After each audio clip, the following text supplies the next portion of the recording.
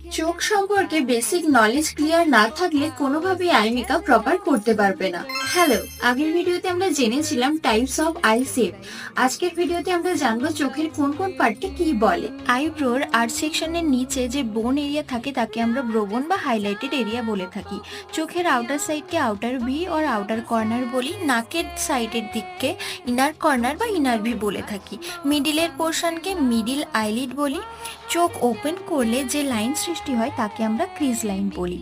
Crease লাইনের ঠিক ওপরে এবং ব্রোবনের নিচের পোর্শনকে আমরা ট্রানজিশন এরিয়া বলে থাকি। এই পোর্শনকে লোয়ার ল্যাশ লাইন বলি এবং ওপরের ল্যাশ বরাবর পোর্শনকে আপার ল্যাশ লাইন বলে থাকি। এই পোর্শনকে আমরা আপার ওয়াটার লাইন বলে থাকি এবং নিচে যে অংশে কাজল পরি তাকে আমরা লোয়ার ওয়াটার লাইন বলি। ইনারের এইটুকু পোর্শনকে টিয়ার ডাক বলে থাকি। নেক্সট পার্টে জানবো কোন পার্টে কোন আইশ্যাডো অ্যাপ্লাই করতে হয়।